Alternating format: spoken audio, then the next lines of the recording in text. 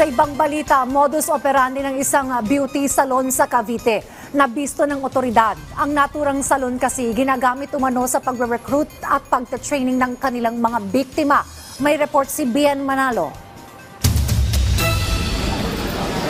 Sinalakay ng mga tauhan ng Department of Migrant Workers ang isang beauty salon sa Imus, Cavite na nagiging training hub umano ng mga illegal recruiter. Tumambad sa otoridad ang mga kemikal at iba pang kagamitan na ginagamit sa pagsasanay.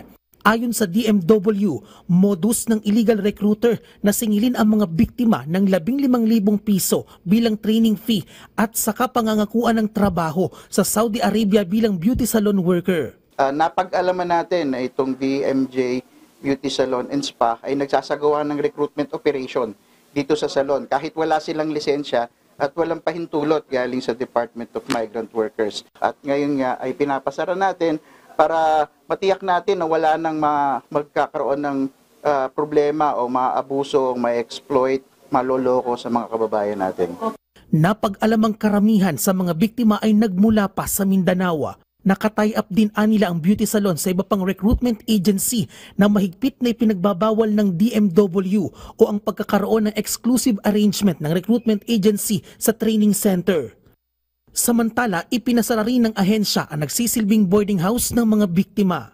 Todo tanggi naman ang empleyado ng salon na si alias Trixie na may kinalaman siya sa naturang illegal recruitment.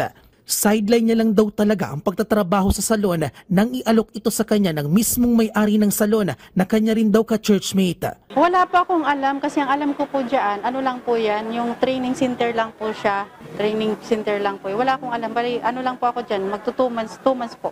Kinabahan po, syempre, kasi syempre, di ba, hindi ko naman expected na ganun yung mangyayari, di ba?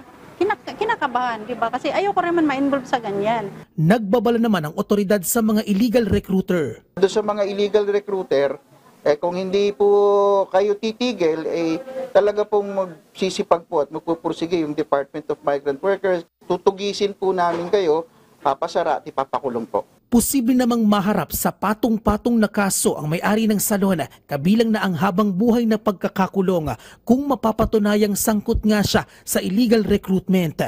Bien Manalo para sa Pambansang TV sa Bagong Pilipinas.